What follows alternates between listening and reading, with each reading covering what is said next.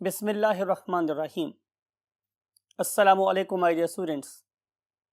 I am Shahzad Wahid, your biology teacher, and we have started chapter number 22. And today we want to discuss another very important interaction of the gene, and that very interaction is called as the polygenic effect. क्या होता है और अब तक हम क्या कुछ पढ़ चुके हैं, इन सारी बातों को अंडरस्टैंड करने के लिए let's move to the whiteboard. Yes, my dear students, chapter number 22 lecture पढ़ रहे हैं 13 और topic under discussion is continuously varying trait. यानी कि एक ऐसा ट्रेट, एक ऐसी खूबी, एक ऐसा करेक्टर जो हर एक मौके पे अपनी फीचर को, अपनी फिनोटाइप को बदल लेता है, या हमारे पास उस एक पर्टिकुलर ट्रेट की बहुत ज़्यादा वैरायटीज़ पाई जाती हैं, तो हम उसे बोलते हैं कॉन्टिन्यूसली वेरिंग ट्रेट. कुछ एग्जाम्पल लेते हैं आप लोगों के लिए. आप लोग अगर अपने कॉलेज में डिफरेंट स्टूडेंट्स की हाइट को कंपेयर करें तो आपको पता चलेगा कि हमारे पास शायद 4 फुट से लेके 7 फुट या उससे भी ज़्यादा लंबी हाइट के डिफरेंट स्टूडेंट्स पाए जाएंगे. कोई छोटा होगा और कोई बहुत लंबा होगा. Are you getting my point और नॉट? इसका मतलब ये होगा कि हमारे पास 4 फुट वाला बंदा भी हो सकता है, 4 फुट 1 इंच वाला भी हो सकता है, 4 फुट 1.25 इंच वाला भी हो सकता है, 4 फुट 1.5 इंच वाला भी हो सकता है और 4 फुट 2 इंच वाला भी हो सकता है. तो हाइट का जो करेक्टर है वो पॉपुलेशन के डिफरेंट मेंबर्स के अंदर मुसलसल बदलता रहता है, और एक ऐसा करेक्टर जो अपने रंग को मुसलसल बदलता रहे उसे हम बोलते हैं कॉन्टिन्यूसली वेरिंग ट्रेट. एक और एग्जाम्पल लेते हैं जो आज हम डिस्कस करने वाले हैं, that is called as the skin colour. अगर आप स्किन कलर की बात करेंगे तो उसमें भी ऐसा ही कुछ नजर आता है कि हमारे पास काला शाह काला से लेके चिट्टा दूध वर्गा, है ना जी, हमें सारे कलर्स अपनी पॉपुलेशन में नजर आते हैं. जब मैं पॉपुलेशन की बात करता हूँ तो ज़ाहिर है मैं पूरे इंसानों की बात कर रहा हूँ. यानी कि हम निग्रो से लेकर एक हमारा रेसलर है जिसे हम लोग शेमस के नाम से जानते हैं, आप उसको देखें तो he is extra ordinary white. तो हमारे पास डिफरेंट किस्म के स्किन शेड्स मिलते हैं. तो ये होगी मेरे पास एक दूसरी एग्जाम्पल. पहली एग्जाम्पल क्या थी? हाइट. दूसरी एग्जाम्पल क्या थी? हमारे पास स्किन कलर. फिर अगर आप देखें तो क्या आप लोगों का जो आई कलर है वो सब लोगों का सेम है? तो आप देखेंगे कि हमारी पॉपुलेशन में, look at this particular you can से पिक्चर, आपको वेरियस क्या नजर आ रहे हैं? आई शेड्स. एक तो ये आज हमारा दौर आ गया है ना कि जब हमारे पास मुख्तलिफ किस्म के लेंसेज नजर आते हैं, हम लोगों को मुख्तलिफ शेड्स के लेंसेज नजर आते हैं. लेकिन थोड़ा अर्सा पहले तक हमारे पास ये फैसिलिटी नहीं थी, तो आप लोगों की एक्चुअल आंखों का रंग देख सकते थे. तो एक्चुअली भी हमारे पास मुख्तलिफ किस्म के आयरिस एग्जिस्ट करते थे और अब भी करते हैं, राइट. तो आयरिस का जो कलर है वो भी एक कॉन्टिन्यूसली वेरिंग ट्रेट है. अगर आपको ये कहा जाए कि शायद डिफरेंट लाइट इंटेंसिटी के ऊपर आप लोगों का जो प्यूपिल साइज है वो भी डिफरेंशियली रिस्पॉन्ड करता है, तो इवन प्यूपल का जो साइज है वो भी एक कॉन्टिन्यूसली वेरिंग ट्रेट है under the influence of the same intensity of the light, right. अगर हम बात करें आप लोगों की क्लास में बैठे हुए तमाम स्टूडेंट्स की, तो एक और यू कैन से फैक्टर को, पैरामीटर को आप जरा गौर से देखें तो that is the intelligence. That is also called as the IQ, जैसे हम इंटेलिजेंस क्वेश्चन बोलते हैं. डेफिनेटली वो भी सब स्टूडेंट्स के बराबर नहीं होता. कोई किसी को बात समझाने के लिए 3 दफ़ा समझाना पड़ता है, किसी को 4 दफ़ा, और कोई ऐसे लोग होते हैं जो एक दफ़ा बात को सुन के समझ लेते हैं, और बहुत से ऐसे स्टूडेंट्स भी होते हैं जो किसी चीज़ को पहले से परसीव कर लेते हैं और शायद वो टीचर के आंख के इशारे को भी समझ लेते हैं कि आइंदा कौन सी बात होने वाली है. तो IQ का जो लेवल है वो वेरी करता है इनटू द क्लास. तो ये सारे के सारे करेक्टर्स, राइट. आप हेयर की बात कर लें, इवन जो आप लोगों के हेयर की शेप है, हेयर का टेक्सचर है, हेयर का कलर है, हेयर की लेंथ है, और हेयर के एंड पे बाइफरकेट होने की बात है, तो ये सारे के सारे क्या है? कॉन्टिन्यूसली वेरिंग ट्रेट है.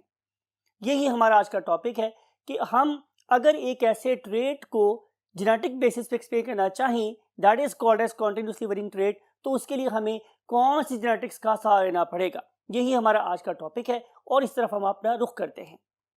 You know my dear students, बहुत दफा आपको बताया है मैंने कि phenotype of any organism, phenotype external appearance, बहुत पढ़ाया आप लोगों को कि phenotype is consisting of two things. Number one is your genotype. यानी कि आपका जेनेटिक मेकअप कैसा है, जिस तरह का आप लोगों का जेनेटिक मेकअप होगा वैसा ही आप लोगों का फिनोटाइप होगा। मीन टू से कि जैसी आपकी जीन्स होंगी वैसे ही आपकी अपीयरेंस भी होगी। बट इंपॉर्टेंट बात याद रखिएगा, एलोन जीन्स कुछ नहीं कर सकती। इन पर्टिकुलर जीन्स को हमें स्विच ऑन करना पड़ता है या स्विच ऑफ करना पड़ता है। So there are many environmental factors that can switch on the gene और switch off the gene, right. अभी आपको एग्जांपल देते हैं, आपको बात समझ आ जाएगी। तो जीनोटाइप प्लस एनवायरनमेंट, ये दो चीजें हैं जो किसी भी ऑर्गेनिज्म की एक्सटर्नल अपीयरेंस या फिनोटाइप को रिफ्लेक्ट करते हैं। फॉर एग्जाम्पल, एक ऑर्गेनिज्म है, ये एग्जाम्पल मैं पहले कोट कर चुका हूं, दोबारा से कोट कर रहा हूं। एक ऐसा ऑर्गेनिज्म है जिसके दोनों पेरेंट्स सांवले हैं या थोड़े से ज्यादा डार्क हैं, तो इनके बच्चे के अंदर definitely melanin producing genes present हैं, राइट। यू नो, बहुत बड़ा डिस्कस हुआ आप लोगों के साथ मेलानिन क्या होता है। Now this particular organism has got the melanin producing genes, लेकिन क्या हुआ कि हमने इस बच्चे को सोलर रेडिएशन से या जो नॉर्मल हमारी लाइट है हमने उसको एक्सपोज नहीं किया और इससे अपनी मोस्ट ऑफ द टाइम एक कंडीशन एनवायरनमेंट में साए में गुजारी है, तो इसका रंग डेफिनेटली उतना कड़ा नहीं होगा जितना कि इसके पेरेंट्स का था जो कि सोलर रेडिएशन से एक्सपोज होते रहे। इसका मतलब यह है कि मेलानिन की प्रोडक्शन को ट्रिगर करने के लिए हमें क्या चाहिए है, हमें क्या चाहिए है, सोलर रेडिएशन, राइट। अगर सोलर रेडिएशन नहीं होगी तो मेलानिन ट्रिगर नहीं होगा। यह कॉमन ऑब्जर्वेशन है। वो आपने देखा होगा कि वो लोग जो ऑफिस जॉब करते हैं, ऑफिस में बैठे रहते हैं, normally they tend to have the lighter colours, लेकिन वो ऑर्गेनिज्म, वो वाला शख्स जो बाहर यू कैन से फील्ड की जॉब करता है, आप देखेंगे तो आपको उसका रंग ज्यादा टैन नजर आएगा। इसके अलावा अगर आप उसी पर्सन के उस पर्टिकुलर बॉडी पार्ट को देखें जो कवर्ड है और उस बॉडी पार्ट को देखें जो एक्सपोज है, तो एक्सपोज बॉडी पार्ट ज्यादा डार्क होता है और covered body part lighter shade में होता है। You can observe it very clearly. तो इस तरीके से हम बात को कहना ये चाह रहे हैं कि किसी भी ऑर्गेनिज्म की फिनोटाइप किस पे डिपेंड कर रही है, नॉट ओनली उसके जीन पे बल्कि उसके एनवायरनमेंट पे। अब देखेंगे कि हमने अब तक के इस पर्टिकुलर चैप्टर में किस किस किस्म का जीन इंटरेक्शन स्टडी किया है। तो पहली थी सिंपल मेंडेलियन जेनेटिक्स, जिसमें हम लोगों ने ये बोला था कि one gene is going to control one trait और वन कैरेक्टर, वन ट्रेट और one character. For example, tallness control कर रहा था कैपिटल टी और स्मॉल टी, दैट्स इट। यानी कि अगर दो अलील मेरे पास हों तो वो उस पर्टिकुलर पी प्लांट की हाइट को इफेक्टिवली सक्सेसफुली कंट्रोल कर सकते थे। आपने देखा सीड की शेप को, तो सीड की शेप कंट्रोल कौन कंट्रोल कर रहा था, एक simple gene R. If capital R is there it is round, if it is small it is wrinkled. तो इस वाले केस में पहली सिंपल मेंडेलियन जेनेटिक्स में one gene was going to control only one trait. लेकिन जो हमारी research आगे बढ़ी तो हमें ये पता चला कि जरूरी नहीं है कि कोई एक जीन सिर्फ और सिर्फ एक अलील की फॉर्म में एग्जिस्ट कर सकता है। ऐसा भी हो सकता है कि हमारी जीन का इंटरेक्शन डिफरेंट हो जाए। जैसे आपने देखा था, आपने 4 o'clock की एग्जाम्पल अपने माइंड में रखें, आपको याद होगा कि हमने डिस्कस किया था कि अगर आप लोगों के पास कैपिटल और कैपिटल आर हो तो वो रेड ऑर्गेनिज्म होगा, और अगर स्मॉल आर होगा तो फिर वो व्हाइट ऑर्गेनिज्म होगा। लेकिन जब कैपिटल आर स्मॉल आर से मिला था तो क्या प्रोड्यूस हुआ था, पिंक प्लांट प्रोड्यूस हुआ था। यहाँ पे भी अगरचे अलील एक ही थी लेकिन उनका इंटरेक्शन क्या था, इनकम्प्लीट डोमिनेंस वाला था। तो यहाँ पे अगरचे एक ही अलील है मगर उसका इंटरेक्शन क्या हो गया, चेंज हो गया। तो हमें ये पता चला कि जीन्स सिर्फ डोमिनेंट और रिसेसिव नहीं होते बल्कि जीन्स इनकम्प्लीट डोमिनेंस को भी शो कर सकते हैं। फिर हमारी रिसर्च और आगे बढ़ी तो हमें ब्लड ग्रुप्स पढ़ने का मौका मिला, तो हमें ये पता चला कि ऐसा भी हो सकता है कि एक जीन के अंदर मल्टीपल एलील हो। आप लोगों को याद होगा कि हम लोगों ने ब्लड ग्रुप की बात की थी। हम लोगों ने कहा कि ब्लड ग्रुप ए भी हो सकता है और ब्लड ग्रुप बी भी हो सकता है, ब्लड ग्रुप ए बी भी हो सकता है और ब्लड ग्रुप ओ भी हो सकता है। फर्दर हमने ये देखा कि ऐसा भी पॉसिबल है कि यहाँ पे एक और जीन इसको इन्फ्लुएंस कर रहा है और उसका नाम क्या था मेरे पास, RH एंटीजन, और उसकी वजह से blood group A positive A negative, B positive B negative, A B positive A B negative और ओ पॉजिटिव और ओ नेगेटिव हो सकता है। Got my point. तो इसका मतलब ये था कि एक जीन अपनी मल्टीपल अलीलिक फॉर्म में एक पर्टिकुलर कैरेक्टर को डिफरेंट वे में फिनोटिपिकली एग्जीक्यूट करवा सकते थे। यानी कि I am talking about multiple alleles, right. फिर हमें ये पता चला कि ऐसा भी हो सकता है अब आगे बढ़े और आपको याद होगा कि हम लोगों ने दो इंटरेक्शंस और पढ़े, उनमें से एक का नाम क्या था एपिस्टेसिस, एक का नाम क्या था प्लियोट्रॉपी। और आप लोगों ने इन केस ऑफ एपिस्टेसिस क्या देखा था, एपिस्टेसिस में हमने देखा था कि एक जीन क्या कर रही थी, वो दूसरी जीन को अफेक्ट कर रही थी, कहाँ, at a remote you can से एरिया। तो इस किस्म की इंटरेक्शन को हम लोगों ने एपिस्टेटिक का नाम दिया था। फिर आप लोगों को याद होगा कि हम लोगों ने प्लियोट्रॉपी भी बोली थी। प्लियोट्रॉपी में क्या हुआ था कि एक particular gene different other genes को अफेक्ट कर रही थी। आप लोगों को हमने एग्जाम्पल दी थी कैट की, कि अगर आप लोगों के पास कैट में कैपिटल डब्ल्यू प्रेजेंट होगा तो वो वाला ऑर्गेनिज्म कैसा होगा, वाइट फर वाला होगा। और आपको याद है कि वो वाइट फर वाली जो कैट थी इट वाज डेफ। इसका मतलब यह है कि coat colour was affecting the development of very sensory endings of the neurons in the internal ear. तो मेरा मतलब कहने का ये है कि ये डिफरेंट इंटरेक्शन है, लेकिन इस वाले केस में हमेशा एक ही जीन इन्वॉल्व रही। लुक एट दिस, मैंने क्या लिखा है, one gene one trait, one gene multiple allele, one gene going to affect other genes and one gene is going to affect many other you can say characters, right? तो ये जो different किस्म का interaction था ये हम लोगों को नजर आया था, लेकिन अब तक हम सिर्फ और सिर्फ हमारा फोकस किसके ऊपर था, one gene one gene one gene one gene. लेकिन आज हम जिसको बात करने वाले हैं that is called as a polygene और a many gene containing character. इसका मतलब ये होगा कि now many genes are going to affect one character और वन ट्रेट। आप लोगों के पास अगर बहुत सी जीन्स मिलके एक कैरेक्टर या एक ट्रेट को अफेक्ट कर रही हों तो उस पर्टिकुलर ट्रेट को हम लोग क्या बोलेंगे, पॉलीजेनिक कैरेक्टर बोलेंगे, राइट? सवाल ये है कि चाहे मेरे पास one gene one trait interaction है या वन जीन मल्टीपल इंटरेक्शन है, या मेरे पास one gene is showing epistatic behaviour और one gene is showing pleiotropic behaviour, हम उसके करेक्टर को इवेलुएट कैसे करेंगे? तो आंसर ये है कि मैं किसी भी जीन की फिनोटिपिक एक्सप्रेशन को दो तरीके से इवेलुएट कर सकता हूं, जिनमें से पहला कहलाता है क्वांटिटेटिव,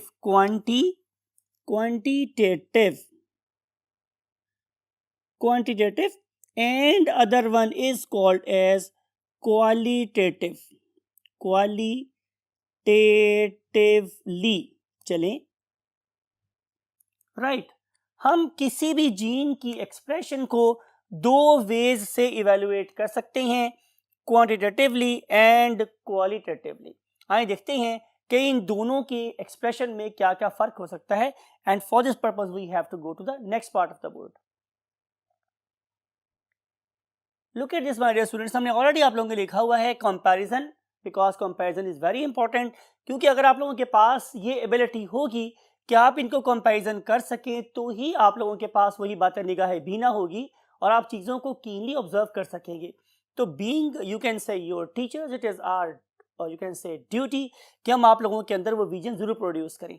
तो देखिए, अगर आप लोगों के पास एक एक्सप्रेशन बड़ा क्या है, लार्ज है, एक्सप्रेशन क्या है, लार्ज है और ऑब्वियस है, बड़ा वाज़ेह है, जैसे आप लोगों को बड़े वाज़ेह तौर पे नजर आता है कि ये वाला प्लांट टॉल है और ये वाला प्लांट ड्वार्फ है, राइट? आप लोगों को बड़ा वाज़ेह तौर पे नजर आ रहा है, बड़ा ऑब्वियस है। लेकिन ऑन द अदर हैंड अगर आप लोगों की जो डिफरेंसेस हैं वो कैसे हैं, बहुत ही माइल्ड हैं, बहुत ही ज़्यादा स्मॉल हैं और बहुत ही ज़्यादा माइल्ड हैं या लेस स्ट्राइकिंग हैं। मिसाल के तौर पे अगर आप लोगों के पास एक 5 फुट 6 इंच वाला बंदा खड़ा हो और दूसरे आपके पास 5 फुट 6.5 इंच वाला बंदा खड़ा है और एक आप लोगों के पास 5 फुट मिसाल के तौर पे 4 इंच वाला बंदा खड़ा है, तो आप इनकी हाइट में बहुत ज़्यादा फर्क नहीं देखेंगे, राइट? बहुत आप लोगों को डिफरेंस फील नहीं होगा।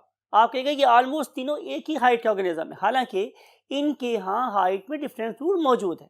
हाँ, ये अलग बात है कि अगर आप लोगों के पास एक 7 फुट वाला बंदा खड़ा हो और एक 6 फुट वाला बंदा खड़ा हो तो फिर आप बहुत वाइड तौर पर इनको डिफरेंस देख सकते हैं। But when we observe the difference in a population regarding a particular character और वो करेक्टर मुझे बहुत कम फर्क से नजर आ रहा हो, तो हम लोग बोलेंगे कि that phenotypic expression is quantitative, it is not qualitative. लेकिन अगर डिफरेंस कैसा है, बहुत वाज़ेह है, बहुत क्लियर है, उसमें उसको पहचानने में बिल्कुल दिक्कत नहीं हो रही, तो हम लोग बोलते हैं कि यहाँ पे हम उसको क्वालिटेटिवली भी इवेलुएट कर सकते हैं, राइट। अब अगर आप देख रहे हो एक क्वालिटेटिव एक्सप्रेशन, तो आपको पता चलेगा कि ये वाला कैरेक्टर हमेशा डिसकंटिन्यूअस वे में अपने आप को शो करवाता है। अब ये समझाते हैं आप लोगों को कि what are the meaning of discontinuous expression. इसका मतलब माय डियर स्टूडेंट्स ये होता है कि आप लोगों को पॉपुलेशन के अंदर इनके 2 या 3 बड़े वाज़ेह ग्रुप नजर आते हैं। फॉर एग्जाम्पल, आप लोगों को अगर हम दोबारा मेंडेलियन जेनेटिक्स पे वापस लेके जाते हैं, तो आपको बड़े वाज़ेह तौर पे नजर आ रहा था कि ये वाला प्लांट टॉल है और ये वाला प्लांट ड्वार्फ है। अब इसके दरमियान की कोई चीज़ थी ही नहीं, राइट। और अगर मैं आपसे ये कहूँ कि आप इसका कोई ग्राफ बनाएं, तो आपको ग्राफ बड़ा सिंपल से वे में नजर आ जाएगा। फॉर एग्जाम्पल, आप देख सकते हैं कि यहाँ पे यू कैन से एक बार है और यहाँ पे एक दूसरी बार है, राइट। 2 बार्स हैं मेरे पास सिर्फ, it is access something like it. अगर आपको इस तरह का बार नजर आता है पॉपुलेशन के अंदर कि आप लोगों को मिसाल के तौर पे एक ये प्लांट है जिसकी हाइट 4 फुट है और एक ये प्लांट इसकी हाइट फॉर एग्जांपल 7 फुट है, तो ये 2 बड़ी वाज़ेह किस्म की क्या ट्रेट्स नजर आ रहे हैं और इसके दरमियान में यहाँ पे कोई करैक्टर नहीं है। अगर ऐसा हो तो ये करैक्टर कहलाएगा discontinuous. There are 2 distinct ends and there is no intermediate between it. इसके दरमियान में कोई इंटरमीडिएट मौजूद नहीं है, तो मैं इसे बोलूंगा कि ये एक डिसकंटिन्यूअस क्या है, एक्सप्रेशन ऑफ अ जीन है। ऑन द अदर हैंड, अगर आप लोग देखें तो दूसरी किस्म की जो expression it is called as continuous expression. What do you mean by continuously varying trait और कॉन्टिन्यूस एक्सप्रेशन? इसका मतलब ये है कि अगर आप लोग अब इस पर्टिकुलर चीज के लिए कोई ग्राफ बनाओगे, तो वो ग्राफ आप लोगों को इस तरह का नजर आएगा, समथिंग लाइक इट। यानी कि जैसे मैंने बोला कि फॉर एग्जाम्पल मैं बात कर रहा हूं आप लोगों की हाइट की, तो आप लोगों को यहाँ पे 4 फुट वाला बंदा भी नजर आएगा और यहाँ पे आप लोगों को 7 फुट वाला बंदा भी नजर आएगा। लेकिन आप अपनी पॉपुलेशन में जरा रोमिंग तो करें, आप घूम फिर के देखें कुदरत को, तो आपको नजर आएगा कि एवरेज हाइट वाले बंदे हमेशा ज्यादा होते हैं। बहुत छोटे लोग, बहुत छोटे कद वाले लोग भी बहुत कम होते हैं और बहुत ज्यादा बड़े कद वाले लोग भी कम होते हैं। तो नॉर्मली जो एवरेज हाइट वाले ऑर्गेनिजम्स हैं उनका नंबर ही पॉपुलेशन में क्या होता है, मैक्सिमम होता है। लेकिन आप लोगों को इस पर्टिकुलर पॉइंट पे और इस पर्टिकुलर पॉइंट पे बहुत ही कम फर्क देखने को मिलेगा। It is the meaning of less obvious, mild और small differences amongst the population. आखिरी दफा इस बात को रिपीट कर रहा हूं कि अगर आप लोगों को पॉपुलेशन में कोई ऐसा ट्रेट नजर आ रहा है कि जिसकी सिर्फ और सिर्फ मेरे पास 2 या 3 वैरायटीज हैं और उसके इंटरमीडिएट्स मौजूद नहीं हैं, तो वो कहलाएगी discontinuous what trait. On the other hand, अगर आपको पॉपुलेशन में नजर आ रहा है कि हर किस्म की यू कैन से शेड, हर किस्म की हाइट, हर किस्म की इंटेलिजेंस के लोग आपको नजर आ रहे हैं, तो इसका मतलब यह है कि ये एक कॉन्टिन्यूसली वेरिंग ट्रेट है। सवाल ये है कि अगर हम इसको जस्ट अपनी कन्वीनियंस के लिए क्या करें, इसको ग्रुप अप कर दें into 2 basic scientist. So one of them was basically Mendel. तो मैंने यहाँ पे जान के डेलिबरेटली एक छोटा सा हेडिंग लगा दिया है आप लोगों को याद रखने के लिए कि बेसिकली जो डिसकंटिन्यूअस टाइप ऑफ वेरिएशन थी, जिसके अंदर नॉर्मली एक जीन या एक जीन के मल्टीपल एलील्स शामिल थे, उसको स्टडी किया सबसे पहले किसने, जॉन ग्रेगर मेंडल ने। तो आप लोग डिसकंटिन्यूअस वेरिएशन का जो फादर है वो मेंडल को कह सकते हैं, राइट। लेकिन जिस पर्टिकुलर साइंटिस्ट ने हमें डिसकंटिन्यूअस वेरिएशन सोचने के लिए एक पॉइंट दिया, that was basically Darwin. That was basically Darwin. तो यहां पे मैंने लिख दिया है कि discontinuous variations were studied by John Gregor Mendel and quantitative means continuously varying traits were studied by Darwin. Right. अब मेरा ख्याल है कि हम इंशाल्लाह आप लोगों को 2 चैप्टर के बाद टॉपिक पढ़ाएंगे कि what is basically Darwinism and who was basically Darwin. तो आपको पढ़ने का मौका मिलेगा एक पर्टिकुलर आइलैंड का नाम, जिसका नाम था गैलापेगस आइलैंड। उस गैलापेगस आइलैंड में जब डार्विन तशरीफ ले गए तो उन्हें पता चला कि यहाँ पे सिर्फ और सिर्फ बीक, जो एनिमल्स की बीक होती हैं, उसके अंदर बेतहाशा वैरायटीज नजर आई, बेतहाशा टाइप्स नजर आई। तो वो ये सोचने पर मजबूर हो गए कि आखिर इस पर्टिकुलर ट्रेड की इनहेरिटेंस कैसे पॉसिबल हो सकती है। तो उन पर्टिकुलर ट्रेड्स को अंडरस्टैंड करने के लिए हम लोगों ने जाहिर है रिसर्च की तो अल्टीमेटली हम एक कंक्लूजन पर पहुंचे। वो कंक्लूजन ये था, माय स्टूडेंट्स, बात को जरा आपने गौर से सुनना है, कि ऐसा करैक्टर भी हमारी पॉपुलेशन में पाया जाता है कि जिसके अंदर इतनी ज्यादा वैरायटी पाई जाती है कि अगर मैं उसके लिए एक पर्टिकुलर लॉकस पे एक नहीं, दो नहीं, 3 क्या कहते हैं अलील्स को शामिल कर लूं, एक पर्टिकुलर जीन के मल्टीपल अलील्स को शामिल कर लूं, तो भी उन पर्टिकुलर जीन्स की एक्सप्रेशन और वैरायटी को एक्सप्लेन नहीं किया जा सकता, राइट। तो फिर क्या करना पड़ा, हमें सहारा देना पड़ा एक और कॉन्सेप्ट का, and that very concept is basically are you can say discussions of the day. वो ये है कि एक ट्रेड को कंट्रोल करने के लिए हमारे पास जब तक मल्टीपल अलील्स नहीं होंगी, जब तक हमारे पास मल्टीपल जीन्स नहीं होंगी, जिसे हम नाम देते हैं पॉलीजीन्स का, तो तब तक हम उन पर्टिकुलर कैरेक्टर्स की इतनी ज्यादा वाइड रेंज को या वैरायटी को एक्सप्लेन नहीं कर सकते। You getting my point? So यही बेसिकली हमारा इंपॉर्टेंट फीचर है कि इन कैरेक्टर को एक्सप्लेन करने के लिए नॉर्मली हमारे पास one gene is sufficient, one gene और its multiple alleles are sufficient. लेकिन जो ऑब्जर्व किया डार्विन ने, जो बातें मैंने आपसे की हाइट के बारे में, जो बातें की मैंने स्किन कलर के बारे में, हेयर टेक्सचर के बारे में, आपके आइरिस के शेड्स के बारे में, उसके लिए मैंने क्या बोला है कि ना तो हमारे पास वन जीन काम कर सकती है और ना ही हमारे पास मल्टीपल अलील्स काम कर सकती हैं, और ना ही जैसे मैंने बोला था कि आप लोगों के पास एपिस्टेसिस ये काम कर सकती है, और ना ही प्लेयोट्रॉपिक इफेक्ट एक्सप्लेन कर सकता है। तो फिर उसके लिए हमें सहारा लेना पड़ा किसके लिए, किसका, पॉलीजीन्स का, कि एक लॉकस एक पर्टिकुलर कैरेक्टर को कंट्रोल करने के लिए बात बहुत इंपॉर्टेंट है, बात बहुत गौर से सुनने वाली है कि पॉलीजीन से मुराद मेरे पास क्या है। रिमेंबर, अब एक लॉकस पे बहुत सारे जीन नहीं हैं, बात को जरा गौर से सुनिएगा, एक लॉकस के पे बहुत सारे जीन नहीं हैं, बल्कि आप लोगों के जीनोम में मुख्तलिफ क्रोमोसोम के मुख्तलिफ लोसाई पर डिफरेंट किस्म के जीन्स हैं, right. And these particular genes they interact with one another in a very special fashion, and then they combine together to show a wide range of phenotypic expression.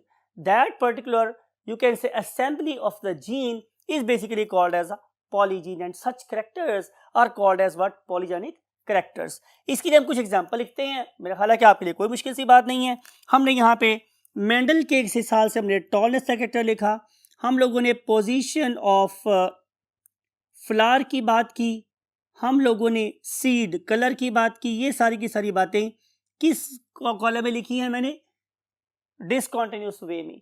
लेकिन जब मैं बात करूंगा इन एग्जांपल्स की, those are lying in quantitative way, तो आप लोगों को नजर आएगी आप लोगों की हाइट, आपको नजर आएगा स्किन कलर, राइट, आप लोगों को नजर आएगा IQ जिसे हम इंटेलिजेंस क्वोशिएंट बोलते हैं, या फिर आप लोगों को नजर आएगा कलर ऑफ द आइरिस, और या फिर आप लोगों को नजर आएगा हेयर का जो कैरेक्टर है वो भी। तो ये सारे के सारे जो कैरेक्टर्स हैं, they are examples of continuous variations. इस सारी बहस का हासिल क्या है, कंक्लूजन क्या है, इसको हम करेंगे कंक्लूड नेक्स्ट बोर्ड पे। So let's move to the next board. Yes my dear students, conclusion क्या है कि बेसिकली जो मेरे पास एक कैरेक्टर है, अ सिंगल कैरेक्टर, अगर हम उसकी जेनेटिक्स को कैन नॉट एक्सप्लेन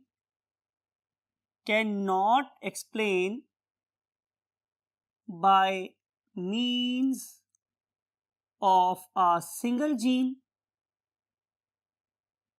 और multiple alleles, multiple alleles of a single gene, तो फिर this particular character will be controlled by a group of genes, and that very trait that is controlled by poly means many means group of genes is called as polygenic character. तो लिखते हैं a character or trait showing huge variety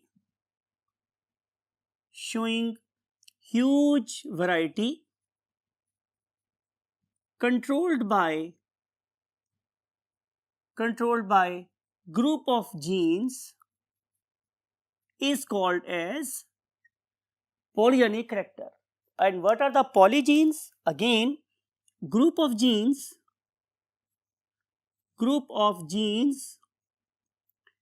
going to control a continuously varying trait is called as polygene.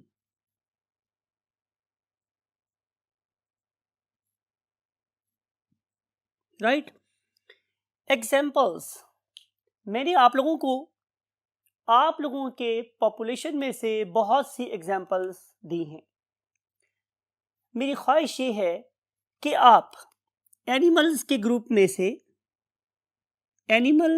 में से और फिर plant के group में से कुछ एग्जाम्पल्स अपने तौर पे सोचें.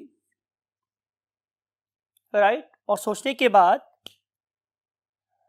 Try to develop some sort of vision about it कि किस तरीके से हम किसी एनिमल पॉपुलेशन में से या प्लांट की पॉपुलेशन में किसी एक कैरेक्टर के पॉलीजीन्स को ढूंढ सकते हैं. इनमें से एग्जाम्पल आप लोगों की बुक में गिवन है regarding the seed colour of the weeds. तो एक एग्जाम्पल आपकी बुक में गिवन है, that is seed colour of wheat. अगर आप मुझे थोड़ी सी उर्दू इस्तेमाल करने दें टेक्निकल ज़बान में, तो इसे हम बोलते हैं देसी गंदम. हम बेसिकली देसी गंदम की बात कर रहे हैं, हम फॉर्मी गंदम की बात नहीं कर रहे. देसी गंदम के अंदर आप लोगों को मुख्तलिफ रंगों के सीड नज़र आते हैं. राइट? हम look at this very image, तो आपको नज़र आएगा कि हमारे पास डार्क रेड सीड से लेके तकरीबन वाइट सीड नज़र आ रहे हैं. राइट? इसके अलावा आप लोगों को moderately red and then you can say pink, dark pink और लाइट पिंक और वाइट, ये डिफरेंट किस्म के शेड्स नज़र आ रहे हैं. ये वाला कैरेक्टर जिसे हम क्या बोल रहे हैं, seed coat of the wheat, ये हम कभी भी एक सिंगल जीन से या एक जीन की मल्टीपल एलील से एक्सप्लेन नहीं कर सकते. तो इस पर्पस के लिए एक्सपेरिमेंट किसने किया? निल्सन एंड एहले ने. राइट? इन लोगों ने वीट के ऊपर डिफरेंट एक्सपेरिमेंट किए, और आपको पता है कि अगर हम एक्सपेरिमेंट को स्टार्ट करना चाहते हैं तो एक्सपेरिमेंट को स्टार्ट करने के लिए हमें क्या पड़ते हैं? क्रॉसेस. आइए देखते हैं कि ये क्रॉसेस इन लोगों ने किस चीज से और किस तरीके से करवाए. For this we have to go to the last part of the board. Yes my dear students, बात हो रही थी आप लोगों के साथ क्रॉसेस की. तो आपको पता है कि हमें सबसे पहले P1 का इंतखाब करना पड़ेगा, और जो यहाँ पर P1 है it is basically a red organism. हम बात कर रहे हैं डार्क रेड ऑर्गेनिज्म की, और जब मैं डार्क रेड ऑर्गेनिज्म की बात करूंगा तो इसका मतलब ये है कि ये एक प्योर ब्रीड है. राइट? यू नो, मेंडल ने भी यही काम किया था कि जब वो अपनी रिसर्च को स्टार्ट करता था तो वो पहले उसका एक प्योर ब्रीड ऑर्गेनिज्म प्रोड्यूस करता था, means organism that always give rise the organism of its own kind. तो एक डार्क रेड ऑर्गेनिज्म को उसने क्रॉस कराया किसके साथ? एक वाइट ऑर्गेनिज्म के साथ. राइट? जाहिर है इसको भी क्या होना चाहिए था? Pure breed. राइट? जब उसने इस डार्क रेड को वाइट यू कैन से सीड के साथ क्रॉस करवाया, तो आपको पता है भाई स्टूडेंट रिजल्ट क्या आया? राइट? रिजल्ट था एक पिंक ऑर्गेनिज्म। इस जो सीड प्रोड्यूस किए वो बेसिकली पिंक सीड्स थे। इसका मतलब ये है कि अगर हम इसको प्रीवियस जेनेटिक्स से रिलेट करने की कोशिश करें तो शायद हमें यहाँ पर एक इनकम्प्लीट डोमिनेंस नजर आ रही है, एक इनकम्प्लीट डोमिनेंस नजर आ रही है, बिकॉज कि ये वाला शेड इन दो एक्सट्रीम शेड से कहीं दरमियान में लोकेट करता था। फिर उसने क्या किया कि उसने इस पर्टिकुलर F1 को, ये क्या थी मेरे पास स्टूडेंट्स F1, तो उसने इस F1 को F1 से क्रॉस कराया। जब उसने F1 को F1 से क्रॉस कराया तो you know what was the result? Result क्या था? रिजल्ट था मेरे पास बड़ा स्ट्राइकिंग, बड़ा अजीब, कि उसके पास अब सीड के 7 शेड्स प्रोड्यूस हुए, राइट। और इंपॉर्टेंट बात मेरे पास क्या है कि उसके पास टोटल 64 टाइप्स के ऑर्गेनिज्म प्रोड्यूस हुए। इन 64 टाइप के ऑर्गेनिज्म प्रोड्यूस होने से ये पता चला कि यहां पे शायद एक से ज्यादा जीन इन्वॉल्व है। आपको याद होगा कि जब हम लोगों ने सिंगल जीन को स्टडी किया था, एक सिंगल जीन को स्टडी किया था, तो उससे मेरे पास 3:1 प्रोड्यूस हुई थी या 1:2:1 प्रोड्यूस हुआ था। लेकिन जब मैंने किया था क्या स्टूडेंट्स, डाई हाइब्रिड क्रॉस, तो उसके रिजल्ट में मेरे पास प्रोड्यूस हुए थे 16 ऑर्गेनिज्म, राइट। और वो जो 16 ऑर्गेनिज्म थे वो 9/16, 3/16, 3/16 और 1/16 के रेशो से फिनोटिपिकली अपीयर हुए थे। इसका मतलब ये है कि अगर मेरे पास सिंगल जीन है तो 2 टाइप ऑर्गेनिज्म प्रोड्यूस होंगे, और अगर मेरे पास डायहाइब्रिड क्रॉस हुआ तो मेरे पास 4 किस्म के ऑर्गेनिज्म प्रोड्यूस होंगे इन दी टर्म्स ऑफ फिनोटाइप। अब हम बात कर रहे हैं क्या कि अब इन कम अज कम मेरे पास 3 जीन तो जरूर इन्वॉल्व हैं, क्योंकि मेरे पास 64 टाइप ऑर्गेनिज्म प्रोड्यूस हो रहे हैं और वो अल्टीमेटली मुझे 7 डिफरेंट शेड्स प्रोवाइड कर रहे हैं, राइट। देखते हैं कि ये 7 शेड्स किस किस तरह के थे। तो आंसर है, look at this, number 1 was dark red, number 1 was what, dark red. और हैरानकुन तौर पे इसका नंबर सिर्फ 1 था,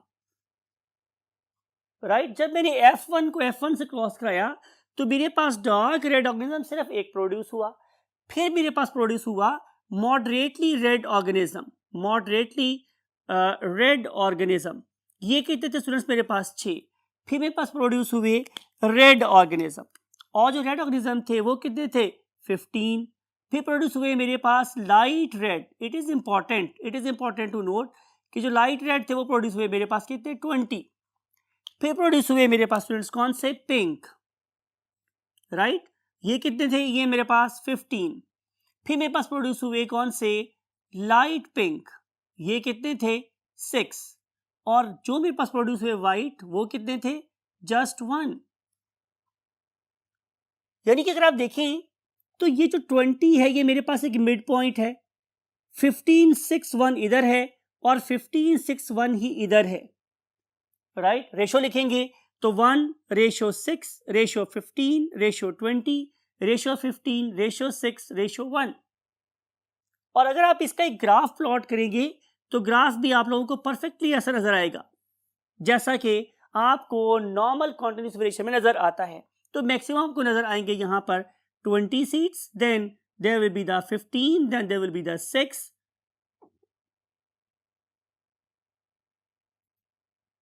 and then 1। Same is the case here. तो ये जो मेरे पास डिस्ट्रीब्यूशन है इन पर्टिकुलर सीड्स के नंबर की, ये हमें यही बताती है कि कम अज कम there are 3 genes, there are at least 3 genes. आइए उन जीन्स को लिखते हैं। It may be capital A small a, it may be capital B small b, and it is capital C small c। At least there are 3 genes, और ये 3 jeans को जब हम अलील्स की काउंट करेंगे तो जाहिर है 3 ये मेरे पास क्या है, डोमिनेंट अलील्स हैं, 3 मेरे पास क्या है, डोमिनेंट अलील्स हैं, और 3 मेरे पास कैसी हैं, रिसेसिव अलील्स हैं। ये डोमिनेंट और रिसेसिव अलील्स क्या करेंगी, ये आपस में इंटरेक्ट करेंगी। नॉर्मली जो डोमिनेंट अलील्स होती हैं वो एडिटिव इफेक्ट शो करती हैं, और जो मेरे पास रिसेसिव अलील्स होती हैं वो सब्सट्रैक्टिव इफेक्ट शो करती हैं। और उसके रिजल्ट में इन सब के इंटरेक्शन के एंड पे जो सम बनता है, इट इज नॉट प्रोडक्ट, मैं बोल रहा हूँ जो सम बनता है ये बेसिकली हमारी फिनोटाइप यू कैन से डिस्प्ले होती है। फॉर एग्जाम्पल कि उसने इन 7 पर्टिकुलर ट्रेड्स एक्सप्लेन करने के लिए किस चीज का सहारा लिया, जाहिर है उसी एडिटिव इफेक्ट का, सम के इफेक्ट का, जिसको उसने कुछ यूं लिखा। लुक एट दिस कि उसने ये बोला कि अगर आप लोगों के पास सारे के सारे 6 डोमिनेंट जीन हैं, for example capital A, capital A, capital B, capital B, capital C, capital C, सारे के सारे 6 डोमिनेंट जीन हैं, तो यहाँ पे नंबर 1 कैटेगरी प्रोड्यूस होगी, that is called as dark red. तो यहाँ पे प्रोड्यूस हो जाएंगे डार्क रेड। लेकिन ऑन द अदर हैंड अगर आप चले जाते हैं किसके ऊपर भाई स्टूडेंट्स, इस एंड पे, तो आपको नजर आएगा यहाँ पर क्या, small A, small A, small B, small B, small C, small C, means all homozygous recessive, they are making the other extreme end of that very graph। तो यहाँ पे हमें नजर आएंगे कौन से, white seeded plants, white, right. अब अगर आप लोगों को नजर आता है कि यहाँ पर अब 6 नहीं बल्कि 5 डोमिनेंट जीन प्रेजेंट हैं, अब देखते हैं कि वो क्या क्या हो सकता है। वो हो सकता है capital A, capital A, capital B, capital B, capital C, small C, या फिर क्या हो सकता है कि capital A, capital A, capital B, small B, capital C, capital C. यानी कि ये जो रिसेसिव जीन है ये वाला, ये इसमें से किसी एक लोकस में आ सकता है, यहां भी आ सकता है, यहां भी आ सकता है, लेकिन जो ही एक रिसेसिव जीन यहां पे ऐड होगा तो अब total number of dominant gene कितने आ जाएंगे, 5, right. Despite of the fact कि रिसेसिवनेस यहां अपीयर हो या यहां अपीयर हो या यहां अपीयर हो, कहीं भी अपीयर हो, नंबर ऑफ डोमिनेंट जीन बाकी बच जाएंगे कितने, 5। और अगर ऐसा हुआ तो फिर मेरे पास सेकंड कैटेगरी प्रोड्यूस होगी, that is called as a moderately red, moderately red seed produce हो जाएंगे। अब क्या करो कि अब इनके अंदर आप रिसेसिव जीन ऐड करते चले जाओ। फॉर एग्जांपल क्या ऐसा भी हो सकता है कि अब ये 2 क्या हो जाए, रिसेसिव हो जाए। ये रिसेसिव ऐसा भी हो सकता था capital A, small A, capital B, small B, and then capital C, capital सी।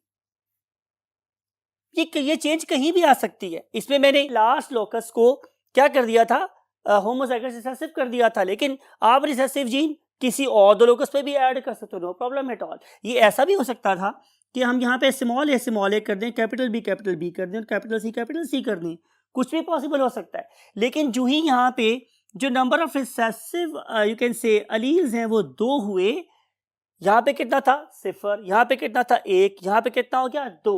तो जब 2 हुए तो हम आ गए किस शेड के ऊपर, रेड शेड पर, राइट, तो सिंपली रेड।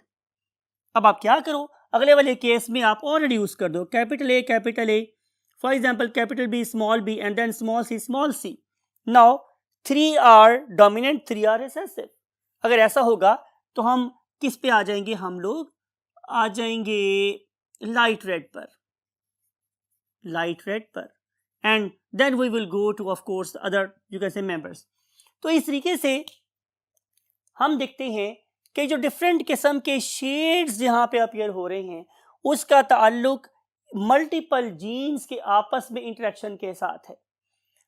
हम अपनी बहस को इस पर्टिकुलर पॉइंट पे रोकते हैं और आप लोगों से इसी पर्टिकुलर लेक्चर के पार्ट 2 में हम आपसे मिलेंगे इंशाल्लाह कल। यहाँ तक बात को समझें, इस पर्टिकुलर विजन को अपने दिमाग में जगह दें और रोम अबाउट पॉपुलेशन में जाएं and try to hunt out, try to find out. अगर अल्लाह ताला ने आपको निगाह बीना अता की है तो आप पौधों को देखें, आप एनिमल्स को देखें, आप इंसानों को देखें और उनके अंदर पाए जाने वाले डिफरेंट किस्म के पौधे कैरेक्टर्स को क्या करें, तलाश करें। सखलकुम मा फिल अर्ज़, इस ज़मीन में जो कुछ आता है इंसान तेरे लिए मुसख्खर कर दिया है। अब ये तुम्हारी ड्यूटी है कि तुम इसे खुली आंखों के साथ देखो और उससे अपने इल्म और अपने मुशाहदे का हिस्सा बनाओ। अल्लाह ताला आपको ऐसी ही निगाह बीना अता फरमाए।